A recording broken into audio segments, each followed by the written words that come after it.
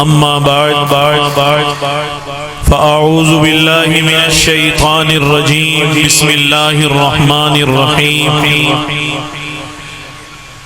إنا نحن نزلنا الذكر وإنا له لحافظون وقال رسول الله صلى الله عليه وسلم أهل القرآن هم أهل الله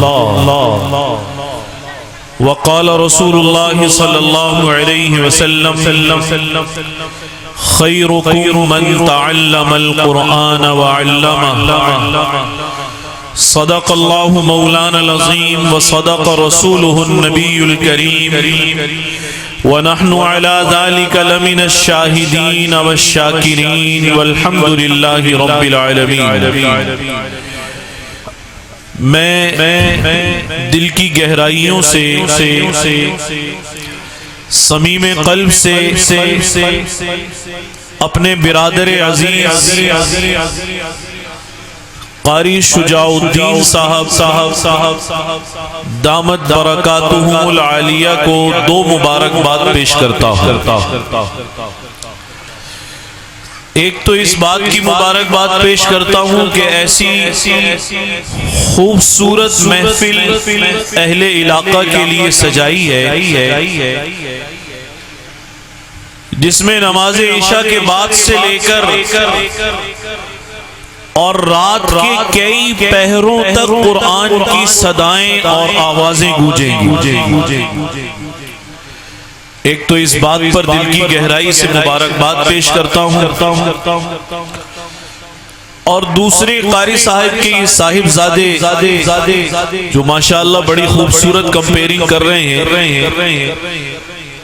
اللہ تعالی ان کی نظر بد سے حفاظت فرمائے، یہ تازہ عالم دین بن کر آئے، قاری بھی ہیں، تو یہ دوسری سعادت ہے۔ اس پر دوسری مبارکباد پیش کرتا ہوں دل کی گہرائیوں سے۔ اللہ تعالیٰ اس بچے کو ان کے گھرانے کے لیے، سارے علاقے کے لیے علم کا ایک جگمگاتا ہوا روشن مینار بنا۔ دیکھیے قرآن مجید کے حوالے سے یہ محفل سج رہی ہے، اور یہاں بڑی دیر تک قرآن کی صدائیں گونجیں گی۔ قرآن مجید کے حوالے سے دو باتیں بڑی اہم ہیں، سمجھنے سے تعلق رکھتی ہیں۔ ایک بات تو یہ ہے کہ قرآن کسی بھی حال میں اجر سے خالی نہیں۔ قرآن کسی بھی حال میں اجر سے خالی نہیں، یعنی ایسا نہیں ہو سکتا کہ قرآن مجید سے کوئی سا بھی تعلق رکھا جائے اور اس پر اجر نہ ملے، اس پر اجر نہ ملے، ایسا نہیں ہو سکتا۔ یہ واحد کتاب ہے جسے چھونے پر بھی اجر ہے۔ اگر کوئی محبت سے مس کرے قرآن کو تو اس پر بھی اجر ہے، اگر اس کی صرف زیارت کرے تو واللہ العظیم اس پر بھی اجر ہے، اس کی تلاوت کرے تو ہر حرف پر کم از کم، یہ زیادہ سے زیادہ نہیں ہے، کم از کم 10 نیکیاں ہیں۔ حدیث شریف میں آتا ہے حضور علیہ السلام نے سمجھانے کے لیے الف لام میم پڑھا اور فرمایا اس پر 30 نیکیاں ہیں، الف پر 10، لام پر 10 اور میم پر 10۔ تو صرف چھونے پر بھی اجر ہے، صرف زیارت پر بھی اجر ہے، اس کے پڑھنے پر بھی اجر ہے، قرآن کی تلاوت سننے پر بھی اجر ہے۔ اور تعجب خیز بات یہ ہے قرآن سمجھ کر پڑھے یا بغیر سمجھے پڑھے، دونوں صورتوں میں اللہ نے اسے اجر عطا فرمانا ہے۔ اور اس سے بڑھ کر بات یہ ہے کہ قاری قرآن پڑھے یا بیچارہ اٹک کر چلنے والا قرآن مجید کی تلاوت کرے، اس پر بھی اجر۔ یعنی ہر حال میں قرآن اجر ہی اجر ہے، زیارت پر اجر، چھونے پر اجر، محبت پر اجر، تلاوت پر اجر، قرآن کے پڑھنے پر اجر، اس کے سننے پر اجر، اور پھر شستہ شائستہ بہترین قرآن پڑھے اس پر بھی اجر، اور کوئی لنگڑا کر پڑھے، گرتا پڑھتا پڑھے، ماہر قاری نہیں ہے، بیچارہ اٹک اٹک کر پڑھتا ہے، حضور نے فرمایا کمال تو یہ ہے اس پر دگنا اجر، اس پر دگنا اجر۔ آپ کہیں گے بھئی یہ تو قاری نہیں ہے، دگنا اجر کس بات پر ہے؟ فرمایا ایک اس بات پر کہ قرآن پڑھ رہا ہے، اور دوسرا اس بات پر کہ اٹک رہا ہے اور تکلیف برداشت کر رہا ہے، اللہ قرآن کے لیے جو تکلیف اٹھائی جائے اس پر بھی اجر عطا فرماتا ہے۔ اور میں آپ سے ایک عجیب بات عرض کروں، دوسری بات تو ہے قرآن اثر سے خالی نہیں ہے، پہلی بات اجر سے خالی نہیں، دوسری بات اثر سے خالی نہیں۔ پڑھنے اور سننے کے حوالے سے ایک بات عرض کرتا ہوں، وہ بات یہ ہے کہ قیامت قائم ہونے کے بعد ساری عبادات ختم ہو جائیں گی، جب اہل جنت جنت پہ چلے جائیں گے، نماز نہیں ہے، روزہ نہیں ہے، زکوٰۃ نہیں ہے، حج کا کوئی خیال وہاں پر نہیں ہے، لیکن علماء نے لکھا قرآن جنت میں بھی پڑھا اور سنا جائے گا، قرآن جنت میں بھی پڑھا جائے گا اور قرآن جنت میں بھی سنا جائے گا۔ آپ کہیں گے کون پڑھے گا اور کون سنے گا؟ ایک روایت میں آتا ہے اہل جنت اللہ سے درخواست کریں گے کہ یا اللہ رسول اللہ صلی اللہ علیہ وسلم سے کہا جائے وہ سب جنت والوں کو قرآن سنائیں۔ مزہ آئے گا یا نہیں آئے گا؟ مزہ آ جائے گا۔ عیدی شعبان پڑھے اس کا اپنا مزہ ہے، اردن والے پڑھے اپنا مزہ ہے، مصر والے پڑھے اپنا مزہ ہے، شام والے پڑھے اپنا مزہ ہے۔ قرآن لطف سے، تاثیر سے، اجر سے، اثر سے کبھی بھی خالی نہیں ہے، لیکن رسول اللہ اگر پڑھیں گے تو پھر کیسا لطف آئے گا، مزہ آ جائے گا۔ اللہ وہ تلاوت سننا نصیب فرمائے، اللہ وہ تلاوت سننا نصیب فرمائے۔ اور کیا پڑھیں گے؟ روایات سے پتہ چلتا ہے سورہ یاسین کی تلاوت کریں گے، سورہ یاسین کی تلاوت فرمائیں گے، حضور تلاوت فرمائیں گے، سارے اہل جنت قرآن سنیں گے، رب العالمین قرآن سنیں گے۔ اب تھوڑا سا آگے چلیے، ایک بات اور عرض کرتا ہوں، پھر اس کے بعد مدتوں تک اس تلاوت کی جو رسول اللہ صلی اللہ علیہ وسلم نے فرمائی ہوگی، اس تلاوت کی لذت اور مسرت کا احساس انہیں ہوتا رہے گا، ایک زمانے تک اثر ہوگا۔ پھر وہ عرض کریں گے کہ یا اللہ ایک درخواست اور ہے، ایک درخواست اور ہے۔ وہ درخواست یہ ہے کہ کلام آپ کا، یہ کس کا کلام ہے؟ کلام اللہ، اللہ کا کلام ہے۔ یہ کس کا کلام ہے؟ اللہ کا کلام ہے۔ کلام الملوک، ملوک الکلام، خلاق عالم کا کلام ہے، رب العالمین کا کلام ہے، ذوالجلال والاکرام کا کلام ہے، مالک الملک کا کلام ہے، احکم الحاکمین کا کلام ہے، اور اس کے سینے سے نکلا ہوا کلام ہے جو حفاظ کے سینوں تک پہنچا ہے۔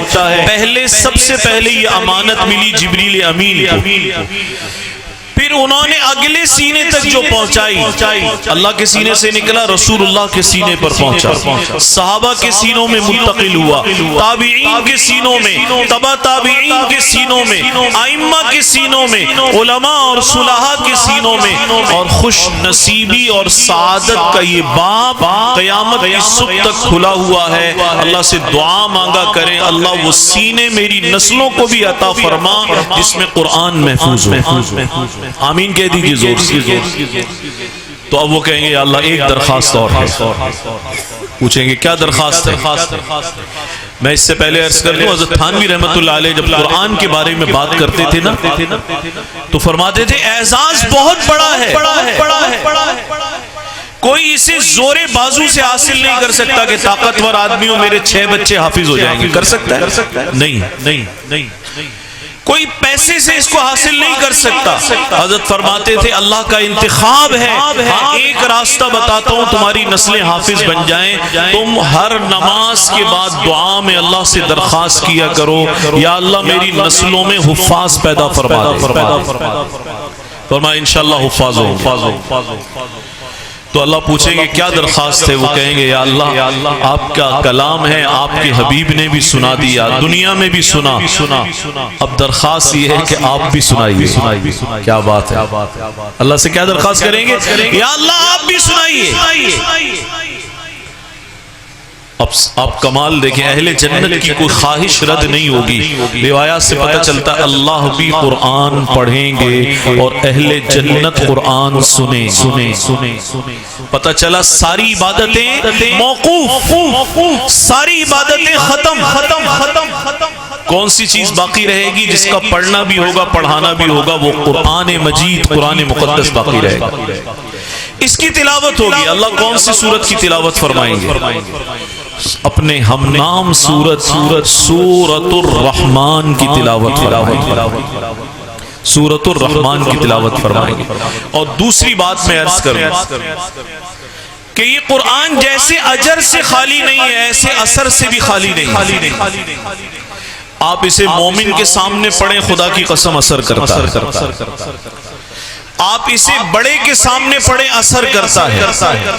بچوں پر پڑھیں، اثر کرتا ہے۔ بیماروں پر پڑھیں، اثر کرتا ہے۔ آپ مومن کو چھوڑیں، کافروں پر پڑھیں، اثر کرتا ہے۔ ہر حال میں مؤثر ہے قرآن۔ جمال عبد الناصر کے زمانے میں سوویت یونین کا بڑا دورہ تھا۔ آپ میں سے جو بڑی عمر کے لوگ ہوں گے ان کو سوویت یونین کا پتا ہوگا۔ روس کا پہلا نام سوویت یونین، جس میں یہ 9 ریاستیں بھی شامل تھی۔ تو جمال عبد الناصر ایک مرتبہ مصر گئے،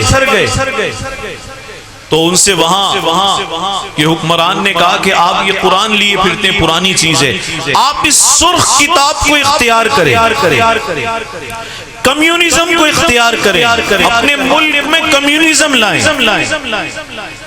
تو اس وقت تو اس نے کوئی جواب نہیں دیا۔ اگلے سال جب دوبارہ روس کے دورے پر گئے تو قاری عبد الباسط عبد الصمد کو ساتھ لے گئے، اور ان کی اسمبلی میں، پارلیمنٹ میں، جہاں سارے کفار بیٹھے ہوئے تھے، انہوں نے کہا میرے ساتھ ایک صاحب آئیں، یہ کچھ پڑھتے ہیں، آپ سنیں گے؟ تو انہوں نے کہا بھئی آپ مہمان ہیں، اگر یہ کچھ پڑھتے ہیں تو آپ پڑھوائیے، ہم سنیں گے۔ چنانچہ قاری عبد الباسط عبد الصمد نے، یہ کمیونسٹ وہ لوگ تھے جن کے بارے میں یاد رہے سوویت یونین کے زمانے میں سرحد پر انہوں نے تختیاں لگوا دی تھی کہ اس ملک میں اللہ کا داخلہ بھی بند ہے، یہاں کوئی گاڈ نہیں ہے، کوئی خدا نہیں ہے، کوئی معبود نہیں ہے، اس ملک میں کوئی رب نہیں۔ اتنے سخت لوگ تھے۔ تاریخ اٹھائیں آپ حیران رہ جائیں گے۔ کمیونسٹ بہت سخت مولد ہوتا ہے، لادین ہوتا ہے۔ تو انہوں نے پچھلے سال کہا تھا نا سرخ کتاب کو اختیار کریں، اس سال انہوں نے کہا میرے ساتھ یہ مہمان آیا، یہ کچھ پڑھتا ہے، آپ اسے سنیں۔ انہوں نے اجازت دی، قاری عبد الباسط نے قرآن کی تلاوت شروع کی۔ جب تلاوت تھمی اور وہ ٹھہرے تو حال پر جو نظر اٹھا کر دیکھی، جتنے کمیونسٹ، میں نے کہا سب سے سخت کافر ہوتا ہے، جتنے کمیونسٹ تھے، قرآن کسی حال میں اثر اور تاثیر سے خالی نہیں ہے، سب کی آنکھوں سے آنسو بہ رہے تھے۔ کمال کی بات نہیں؟ ہمارے یہاں ابھی پرسوں جلسہ تھا ختم بخاری شریف کا، حضرت قاری محمد حنیف جالندری قائد مدارس سے دینیاں تشریف لائے ہوئے تھے آخری حدیث کے لیے۔ حضرت نے عجیب بات سنائی، فرمانے لگے کہ اللہ والے تھے، پڑھے لکھے نہیں تھے، لیکن وہ بتا دیا کرتے تھے جب کوئی قرآن پڑھتا تھا کہ یہ قرآن ہے۔ اگر قرآن کی آیت کے ساتھ کوئی اور چیز ملاتا تھا تو بتا دیتے تھے یہ قرآن نہیں ہے، یہ قرآن نہیں ہے۔ حدیث پڑھے تو حدیث کا بتا دیا کرتے تھے یہ حدیث ہے۔ ان سے کسی نے پوچھا حضرت آپ کو کیسے پتہ چل جاتا ہے؟ ہمارے لگے جب کوئی قرآن پڑھتا ہے تو اس کے منہ سے روشنی نکلتی ہے، وہ الگ قسم کی نکلتی ہے، اور جب حدیث پڑھتا ہے تو اس کے منہ سے روشنی الگ قسم کی نکلتی ہے۔ پوچھا قرآن کی روشنی کیسے؟ کہا ایسے نکلتی ہے جیسے سورج کی روشنی بھی اس کے آگے ماند ہو، ایسی روشنی اوپر جا رہی ہو۔ اور حدیث پڑھتا ہے تو چاند جیسی روشنی اس کے منہ سے برآمد ہو رہی ہوتی ہے۔ اللہ قرآن سے ہمیں تعلق نصیب فرمائے، ہماری نسلوں کو قرآن کا خادم بنائے، اہل قرآن میں شامل کرے۔ اللہ تعالیٰ قاری شجاع الدین صاحب کی علم میں، عمر میں خوب برکت فرمائے، افزونی فرمائے۔ ہر سال سردی کے زمانے میں بیچارے اتنا انتظام کرتے ہیں، محنت کرتے ہیں، سجاتے ہیں، بناتے ہیں، پتہ نہیں کتنے ہفتے اس کی تیاریوں میں لگتے ہوں گے، اور آپ کو ایک سجے سجائے ماحول میں اطمینان سے بٹھا کر ساری دنیا کے مشہور قراء کو بلاتے ہیں، اور قرآن مجید کی بہترین تلاوت سے آپ کے قلوب کو گرماتے ہیں۔ اللہ تعالیٰ انہیں اس کا بہترین بدلہ اور بہترین اجر عطا فرمائے۔ آخر دعوانا ان الحمد للہ رب العالمین۔